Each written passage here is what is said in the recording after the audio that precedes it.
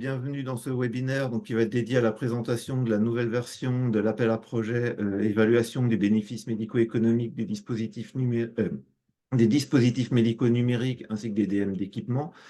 Je vais commencer par une très courte introduction d'Enosis qui organise le webinaire et après je laisserai la parole à nos différents intervenants.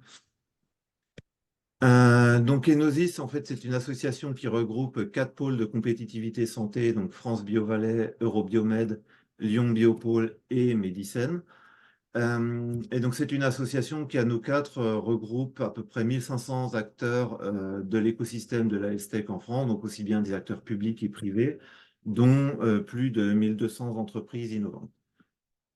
Donc, à titre indicatif, ça représente typiquement des levées de fonds de l'ordre d'1 milliard d'euros en 2022.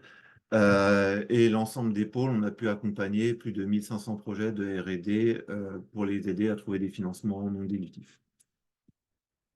Donc, les ambitions d'Enosis Santé, c'est vraiment de représenter l'ensemble des acteurs du terrain et de porter l'expertise des acteurs santé qu'on accompagne pour faciliter le développement de l'innovation et de la health tech en France et affirmer le leadership de la France en matière de santé. On a également pour objectif de fédérer l'ensemble de l'écosystème français de la santé et de contribuer à la réussite de cette filière ainsi qu'à la réussite du plan Innovation Santé 2030. Donc, nos missions, on a essentiellement 2 missions principales. Donc, la première, c'est de porter la voix des acteurs de l'innovation sur l'ensemble du territoire et de mettre en avant leurs actions. Et le deuxième, c'est de coordonner des actions communes d'envergure nationale auprès des territoires, à la fois en France, mais également au niveau européen. Il y a des commentaires. Donc sur le premier point, notre objectif c'est d'être le porte-parole des membres fondateurs d'Enosis, et notamment auprès des interlocuteurs nationaux et européens, et je pense en particulier aux interlocuteurs institutionnels. Et parmi les autres objectifs, il y a également celui de représenter les enjeux des acteurs publics et privés dans les écosystèmes régionaux et de valoriser le résultat de l'ensemble des actions des pôles et de leur écosystème. En matière de coordination des actions, on se présente comme le bras armé de l'Agence Innovation Santé au niveau local auprès des acteurs du terrain. Et on réalise également des actions communes pour mutualiser nos ressources et nos actions pour à la fois être plus efficients et avoir plus d'impact au niveau de la filière. On a également mis en place un certain nombre de collaborations avec l'ensemble des acteurs de la filière santé, que ce soit les autres clusters, les syndicats, notamment, ou différentes institutions représentatives. En termes d'actions concrètes, on organise également un certain nombre d'événements communs, dont des webinaires d'information comme celui qu'on organise aujourd'hui. Mais on a également mis en place des actions très concrètes, telles que des actions de scouting de start-up à l'échelle nationale, et également des mises à disposition de stands partagés ou de tarifs préférentiels sur différents événements, que ce soit des événements internes au pôle ou des événements externes dont on est partenaire. Donc la structure, elle est actuellement présidée par Christian Deleuze, avec comme vice-président également Stéphane Gène de BioValais France. Donc je vais m'arrêter là tout de suite pour la présentation d'Enosis et je vais passer la parole à nos intervenants aujourd'hui pour la présentation de cet appel à projet. Et donc on a 4 intervenants aujourd'hui, donc Émeric Perchamp du ministère de la Santé, Roxane Spinardi côté Direction Générale des Entreprises, Peggy Mathieu pour BPI France, et Nicolas Grémy de BPI France également. Et donc, pour commencer, je vais laisser la parole tout de suite à Émeric Perchamp pour la première partie de la présentation. Et j'ai un message, par contre, qui me dit qu'il n'y a pas de son. Euh, est-ce que, est-ce que côté panéliste, vous m'entendez bien? Ouais, moi je t'entendais bien. Ok, donc Moi a priori, c'est aussi. juste un problème d'une personne qui écoute. Donc on va lui mettre un message tout de suite et je vais juste changer les slides pour mettre celle de BPI. Est-ce que vous voyez les slides de l'appel à projet? C'est bon. Ok, ben je vous laisse la parole du coup. Ok, alors je crois que je peux pas démarrer ma vidéo, mais c'est pas. Bah, du coup, c'est moi qui ai le contrôle. Ah, pour le. Bah, Ah normalement, oui, si.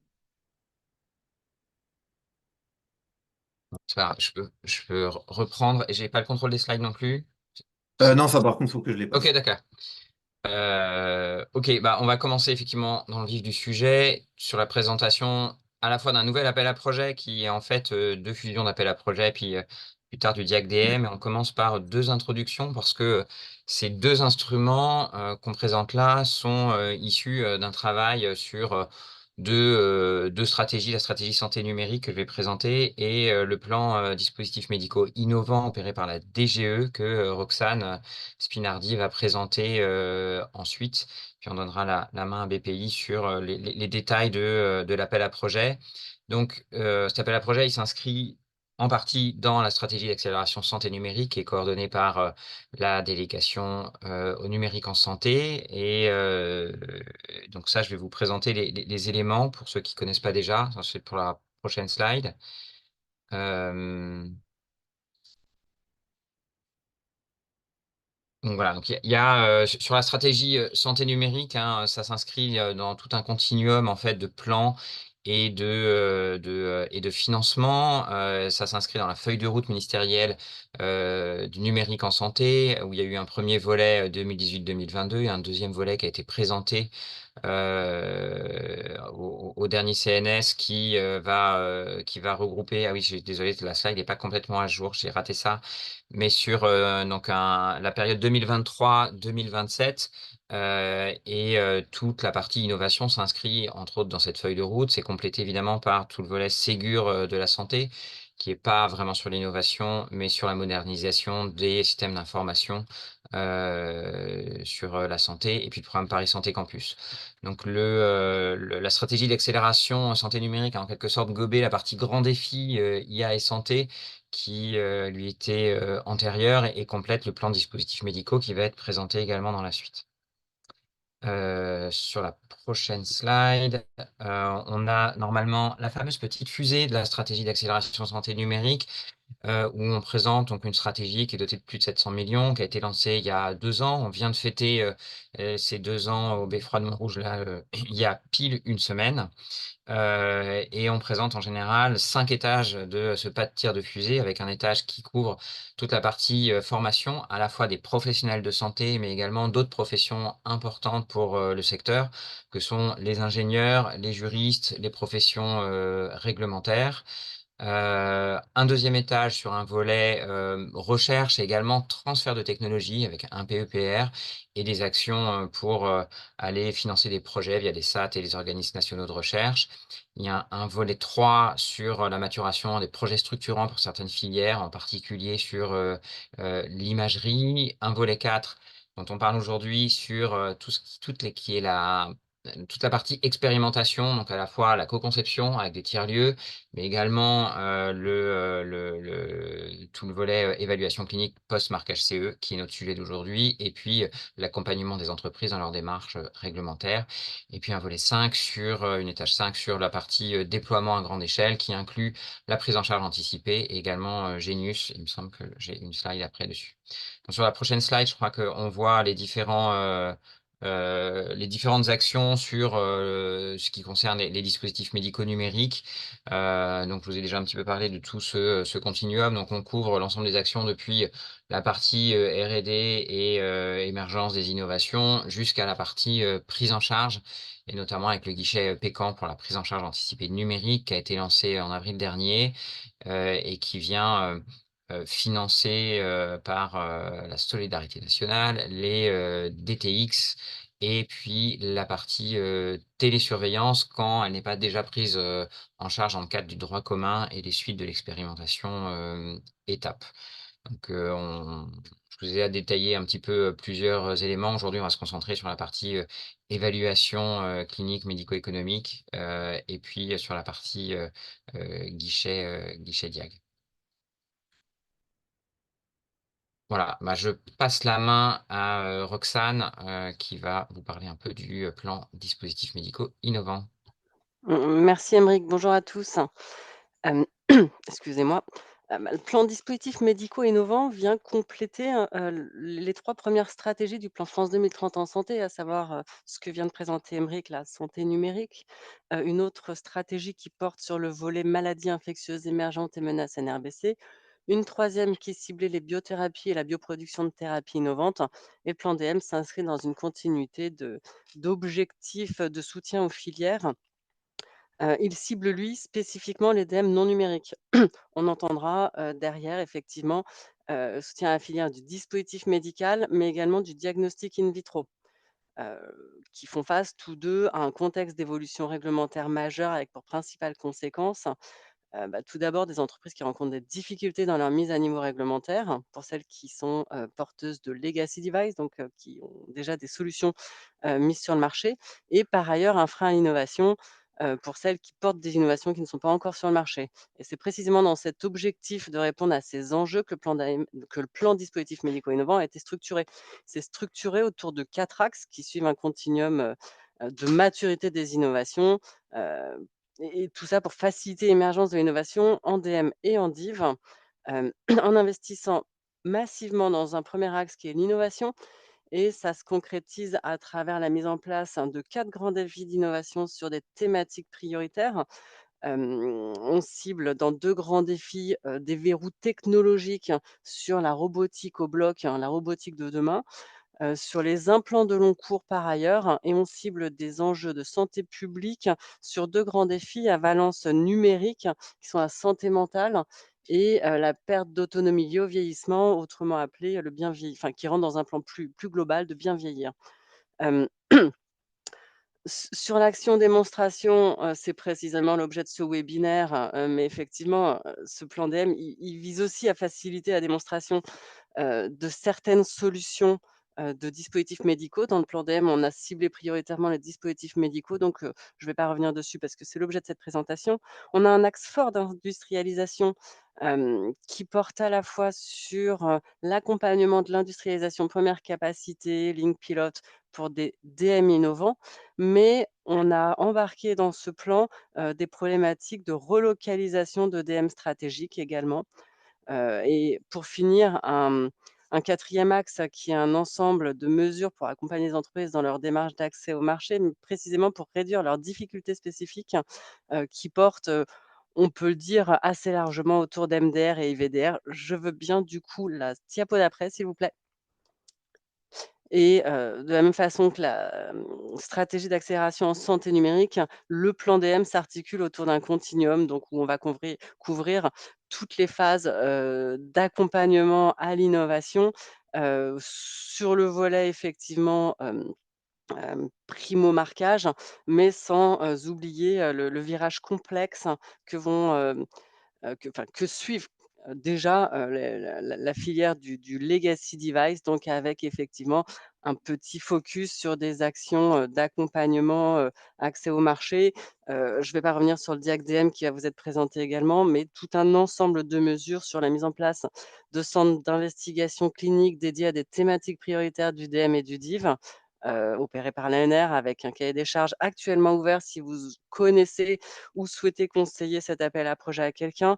Hem Et un ensemble d'actions qui visent plus largement à désengorger les ON et à, mettre, à niveau la filière en matière de ressources réglementaires pour accompagner ce virage réglementaire.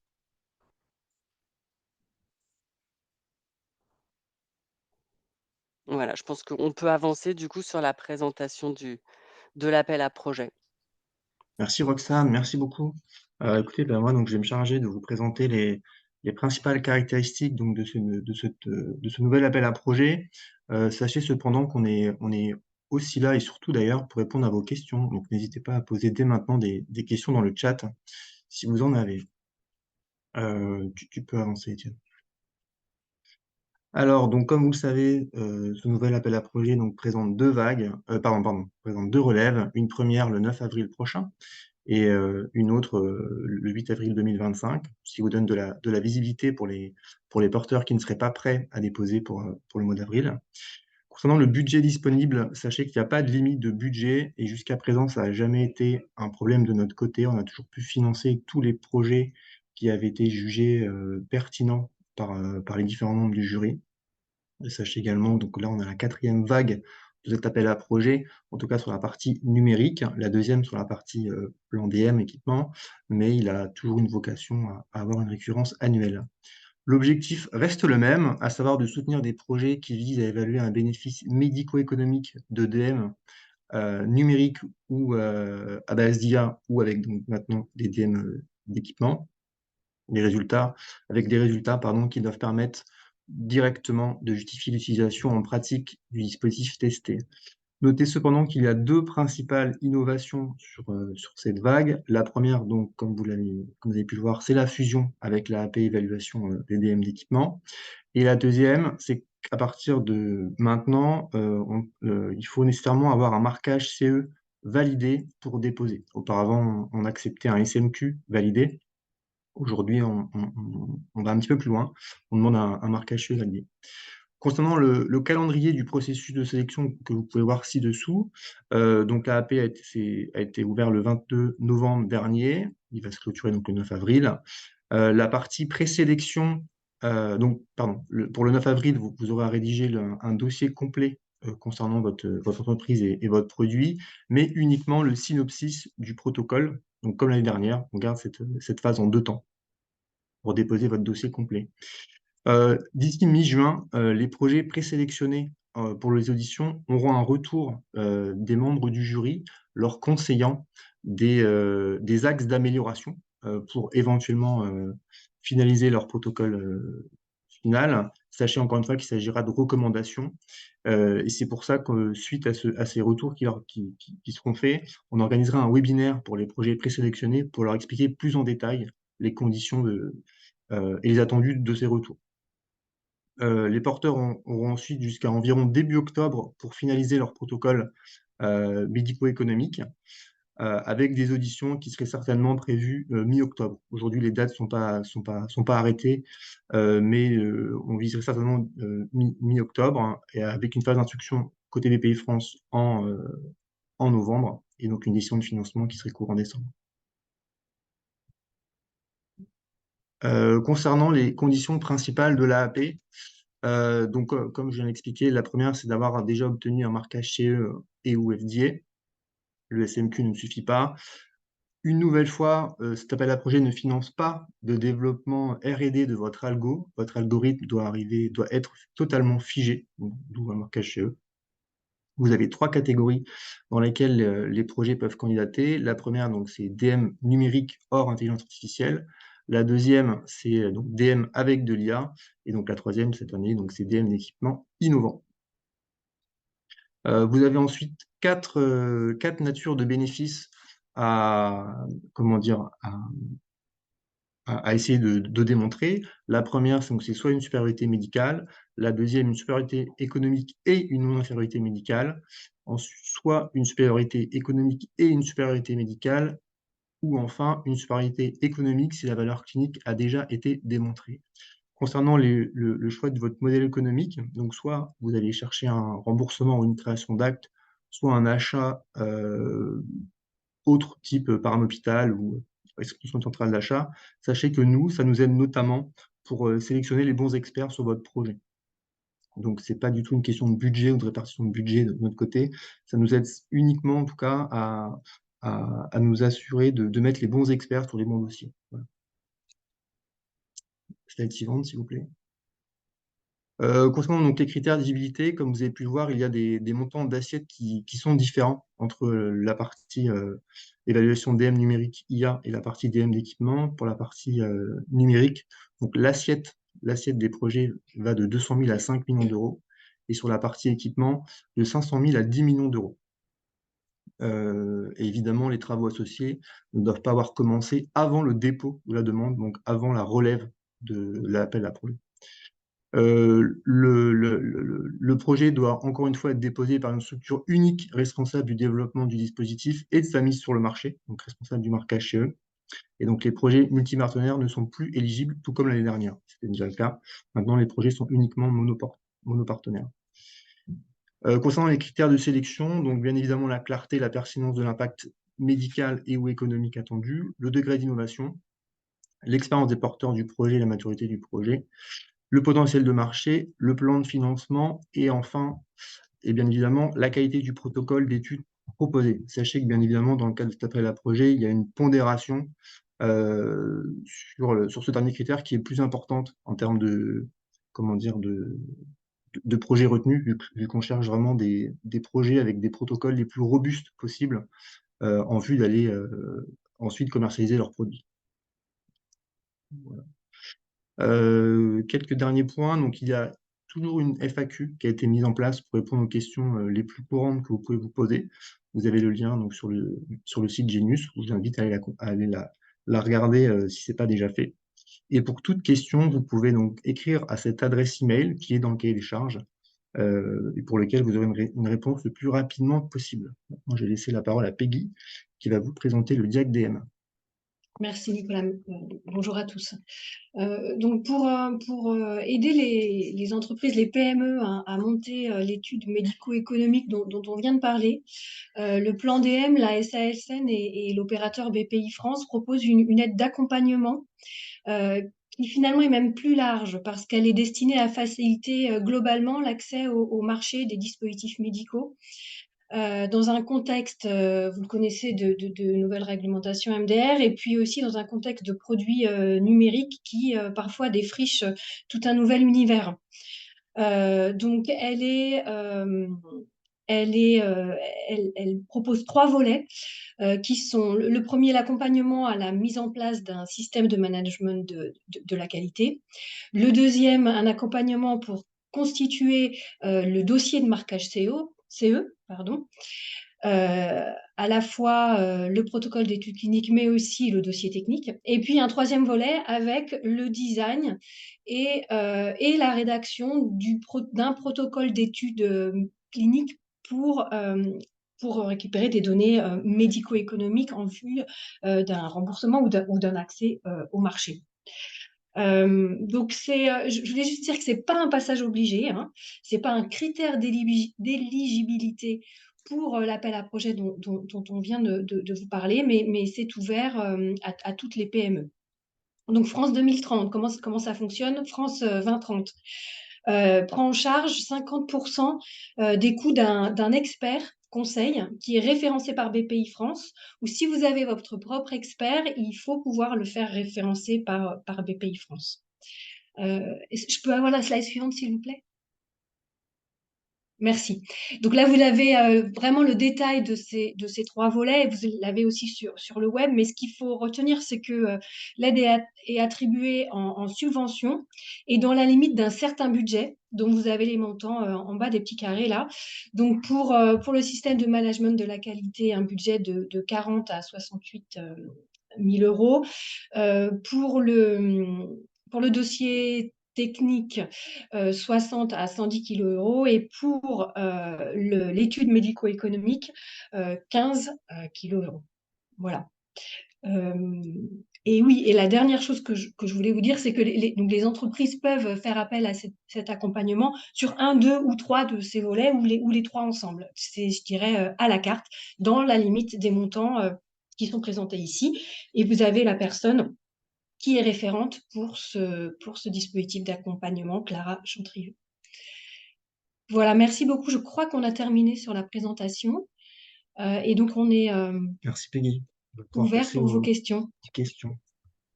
Merci beaucoup pour les présentations. Alors, on va prendre les questions. Alors, je vous recommande de privilégier la fenêtre Q&A qu'il y a dans Zoom pour poser vos questions. Donc sur les questions, il y en a déjà une qui a été posée. Donc une personne qui indique qu'ils sont déjà bien aboutis sur la mise en place d'un protocole d'études cliniques et qui pourrait démarrer printemps 2024. Et donc je pense que la question c'était par rapport aux dates de démarrage des projets, au calendrier de l'appel à projet. Est-ce qu'ils peuvent commencer l'étude ou est-ce qu'ils sont obligés d'attendre octobre pour commencer l'inclusion des patients? Donc j'imagine attendre du coup la restitution de l'appel. Alors, en fait, il faut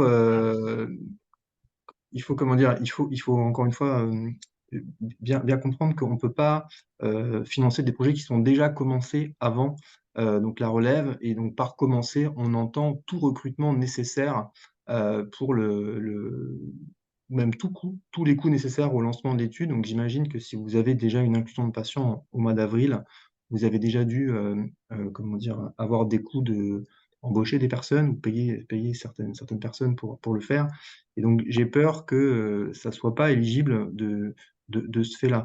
Donc, je vous invite tout simplement peut-être soit à décaler, si c'est possible, le début de votre étude, d'autant plus que là, du coup, vous ne pourrez pas profiter des retours des membres du jury si vous venez à aller en audition, étant donné que votre protocole semble déjà arrêté. Donc peut-être candidater l'année prochaine si vous avez une autre étude médico-économique que vous souhaiteriez réaliser.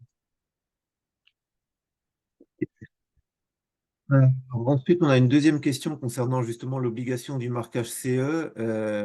Comment est-ce qu'il est possible de bénéficier de l'aide si le dossier de marquage CE est en cours de dépôt de dossier, donc en cours de préparation? Alors, il faut vraiment qu'il soit obtenu pour déposer votre dossier. Alors après, sinon, alors dans le cahier des charges, sinon, il faut vraiment qu'il soit en phase d'être obtenu. Attendez, je vais reprendre le terme exact. Une petite seconde.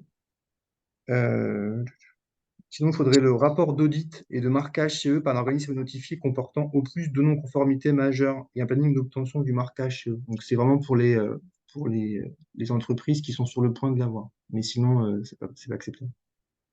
Ok. Oui, donc c'est le rapport d'audit là. Oui, c'est ça. Alors ensuite, toujours sur le même thème, une personne qui demande s'ils ont déjà la clairance FDA mais pas le MDR, est-ce que c'est recevable? Alors, c'est recevable si c'est, comment dire, tant que c'est le marquage qui sera valable durant toute la durée de l'étude. Donc, si c'est le marquage FDA qui sera là pendant toute la durée de l'étude, c'est possible. Et si vous devez passer comment dire, en MDR au cours de l'étude, mais que le marquage FDA reste valable, c'est bon. Alors après, il y a une question concernant le diagnostic DM pour l'accompagnement à la mise en place du SMQ. Une personne qui demande s'il est possible de bénéficier de la subvention s'ils ont déjà un consultant. Alors, donc le premier point, c'est qu'il faut que le consultant soit validé suivant les critères de BPI France et du comité de pilotage de cette action.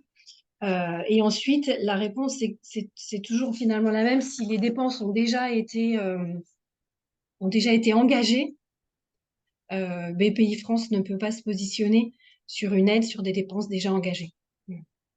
Ouais, en complément, hein, le guichet se positionne sur des devis qui ne sont pas encore signés, sur des propositions de devis.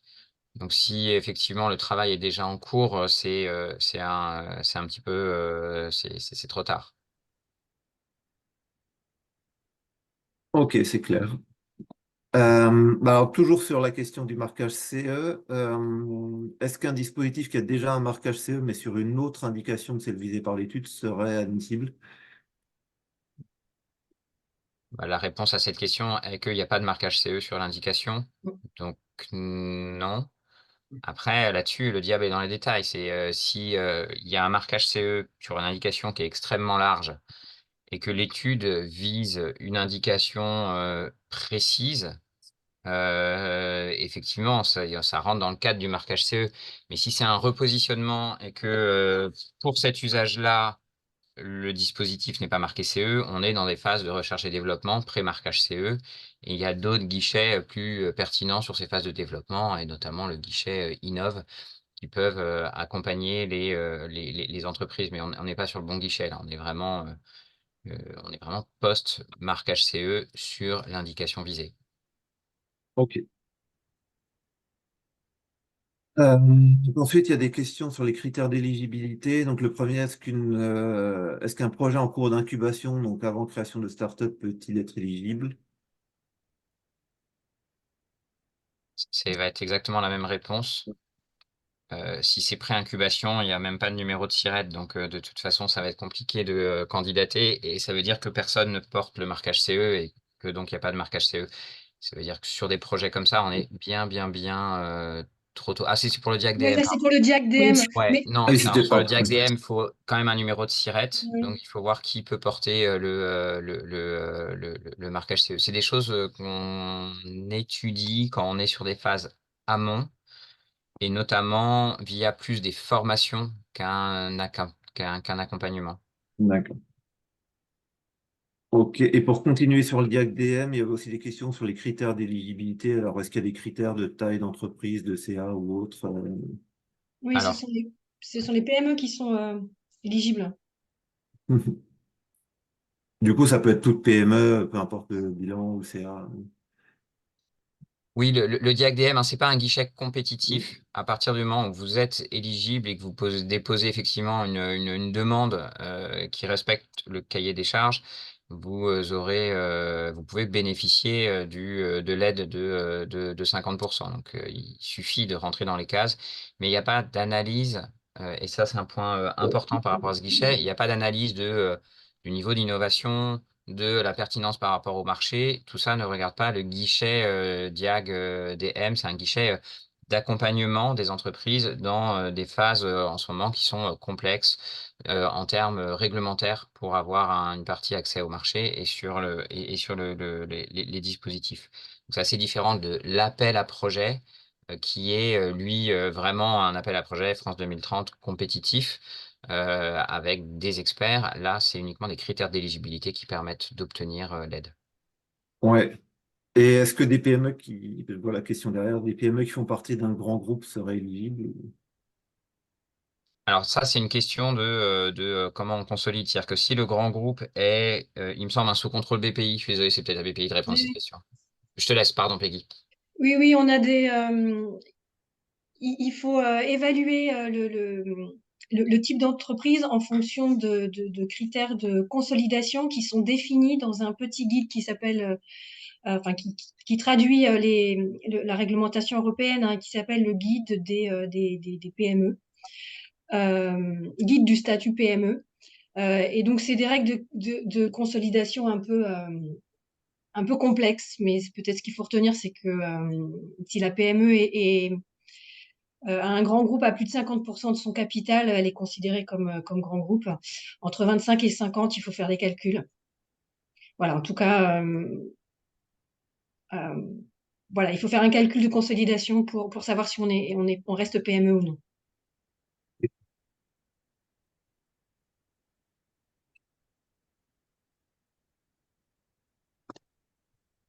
Il y a une prochaine question.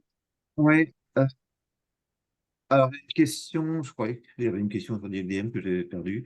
Donc, sachant que l'AP s'adresse à un porteur de projet unique, est-ce que les centres cliniques d'évaluation seront positionnés en tant que prestataires ou idem pour une CRO, j'imagine que oui, du coup.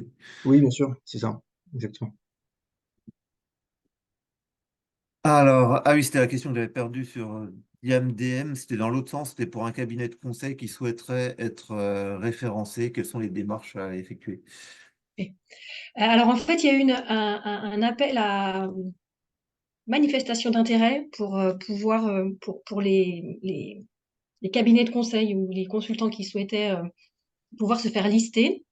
Mais je pense que le BPI France peut enrichir sa liste un petit peu au fil de l'eau. Ce que je vous conseille, c'est de prendre contact avec la personne là, dont j'ai mis les coordonnées à l'écran.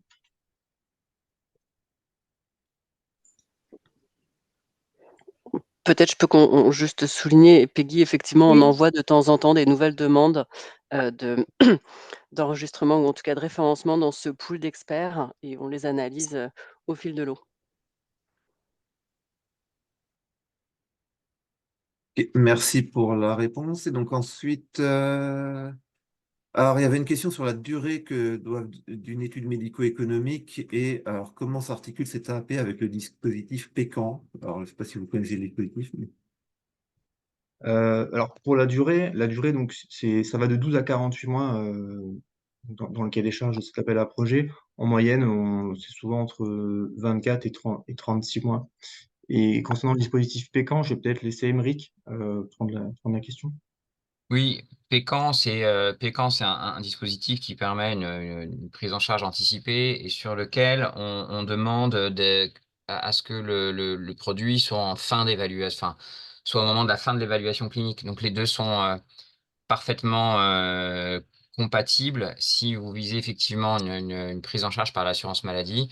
Vous pouvez passer par l'appel à projet qu'on présente aujourd'hui et vers l'inclusion du dernier patient et au moment de l'analyse, environ 6 mois avant la fin, vous pouvez candidater à Pécan et vous devriez rentrer pile dans le cadre de Pécan dans ce cas-là, ce qui vous permet d'accélérer l'accès au remboursement.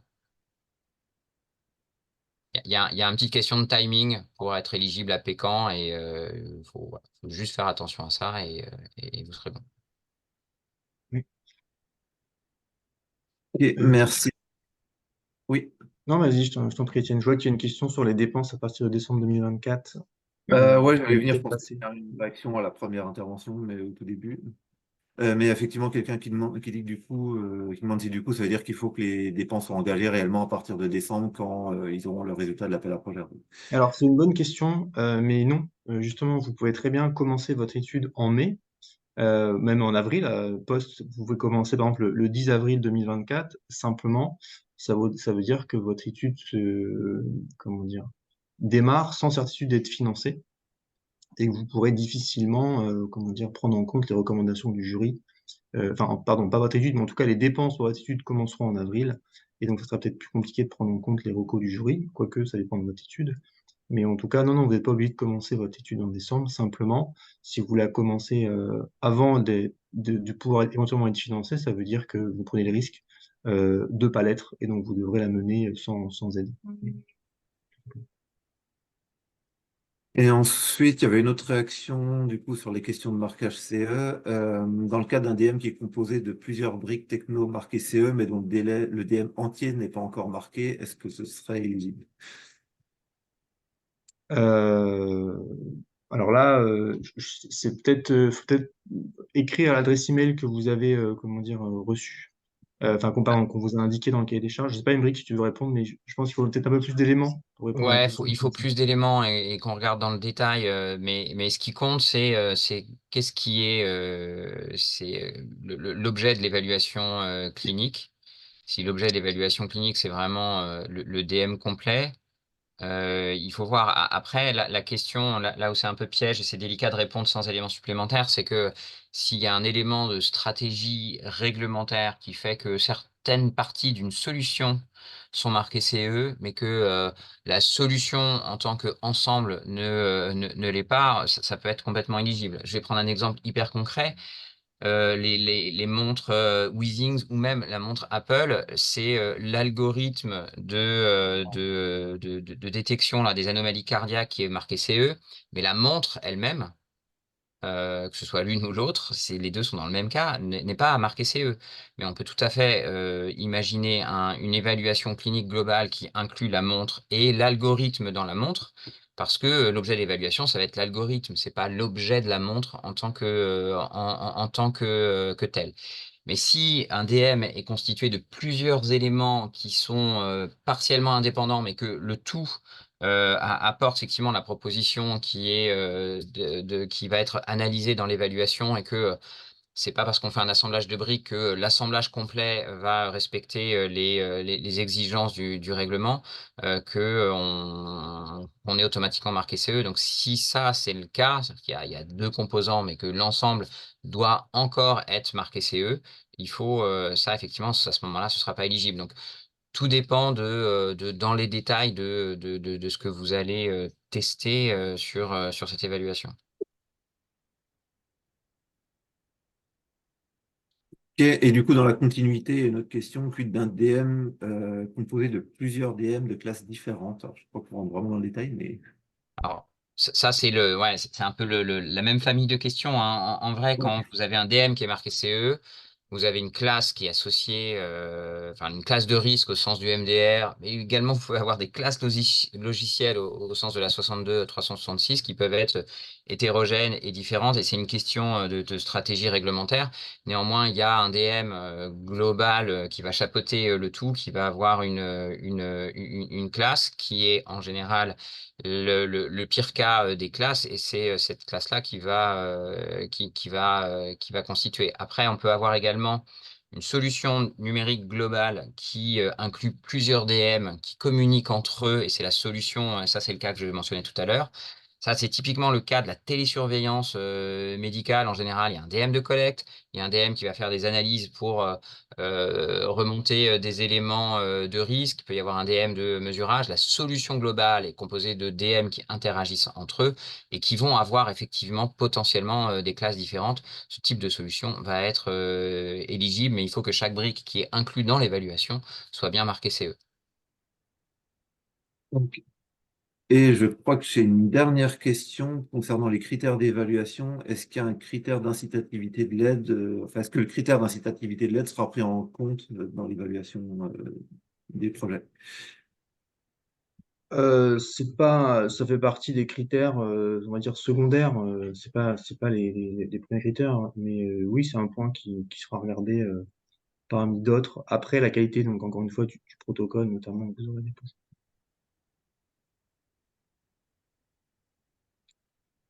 Ok, ben merci beaucoup. Je crois qu'on a répondu à toutes les questions qui étaient posées. Si on en a encore, manifestez-vous rapidement.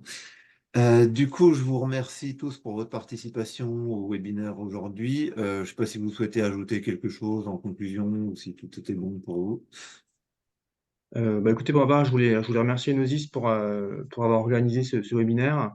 Et encore une fois, pour toute question, n'hésitez pas à écrire à l'adresse email indiquée. On vous répond le plus rapidement possible. On vous répond toujours. Ok, ben merci beaucoup. Je pense que de notre côté, on pourra également mettre à disposition le replay du webinaire pour ceux qui n'étaient pas connectés aujourd'hui. Ouais, moi je renouvelle les remerciements effectivement à Enosis. N'hésitez pas également à vous appuyer sur les pôles de compétitivité dans cet accompagnement tel qu'il a été présenté au départ. C'est un relais qui est important. Si vous avez d'autres questions, vous pouvez les poser effectivement à BPI ou alors à Roxane ou à moi sur s'il y a des choses un petit peu particulières. Et également, je pense que dans la préparation des dossiers, quand ça devient un petit peu concret, vous pouvez faire appel à BPI France pour pouvoir orienter et améliorer la qualité du dossier avant le dépôt. Et enfin, un dernier point, hein, cet appel à projet, il est assez emblématique et je pense que je parle un petit peu pour Roxane, hein. La partie évaluation post-marquage CE de CDM, elle est extrêmement importante sur les modèles économiques, sur le niveau de remboursement que vous pourriez demander ou la facilité avec laquelle votre DM peut être acheté par un établissement de santé ou un établissement médico-social. Et on porte vraiment une attention particulière à vous accompagner dans le process sur l'amélioration des dossiers et sur la qualité des dossiers. Donc, il ne faut pas hésiter à avoir quand même un minimum d'ambition et à avoir des essais qui soient conclusifs. L'idée vraiment de l'appel à projet, c'est en sortie d'appel à projet, vous êtes prêt à effectivement aller sur une demande de remboursement, aller sur un guichet péquant ou aller aborder sereinement des acheteurs dans un environnement hospitalier pour faire acheter votre DM. On préfère effectivement, et l'ensemble de l'écosystème, la HAS, mes collègues DSS, DGOS et également les acheteurs hospitaliers, avoir des essais qui soient d'ampleur, qui soient conclusifs et qui soient de bonne qualité pour accélérer cette prise en charge par rapport à des pratiques qu'on voit hélas un peu trop souvent dans le monde du DM, de faire plein de petits essais en espérant que, en agglomérant tous ces essais, vous allez avoir quelque chose qui est conclusif. C'est en général pas le cas. Je ne veux pas faire une généralisation, c'est pas le cas, mais c'est extrêmement important d'avoir une ambition et vous pouvez aller voir effectivement les trajectoires de remboursement d'entreprises de type MoveCare ou MyDiaby qui ont eu avant les guichets péquants des accès au remboursement. Et c'est la stratégie qu'ils ont eue et qui fonctionne en France beaucoup plus que de multiplier les essais. Et l'autre point, si on demande effectivement que ce soit l'entreprise qui porte le marquage CE, qui soit, qui soit le porteur du projet, que ce soit pas un consortium, c'est parce que c'est l'entreprise qui est responsable du marquage CE, de sa mise sur le marché. C'est pas des projets qui sont en consortium où tout le monde va bénéficier de quelque chose. L'entreprise doit être aux commandes, aux manettes. C'est pas les DRCI des hôpitaux qui doivent vous dire comment faire les essais cliniques. C'est vous qui êtes responsable de votre stratégie d'accès au marché et de ce qui est fait, et c'est un point qui est important. Ce qui ne veut pas dire que les hôpitaux et les RCI ne sont pas des partenaires extrêmement importants dans cette élaboration, mais il ne faut pas oublier qu'en termes de réglementation CE, et puis même par rapport à vos actionnaires, c'est vous qui êtes responsable de ce que vous mettez sur le marché et du modèle économique que vous voulez développer. Les médecins, ils sont là pour vous accompagner, mais c'est vous qui êtes aux commandes, et c'est vraiment ça qu'on veut signifier par le porteur unique dans ces appels à projets. Et encore merci à Enosis pour ce webinaire. Ben, merci beaucoup. Donc, merci à tout le monde pour votre participation. Je pense qu'on pourra vous envoyer les slides également après la réunion sans problème. Merci beaucoup, très bonne journée. Merci, Au bonne revoir. journée. Merci, au revoir. Merci à tous. Bonne journée. Merci, au revoir.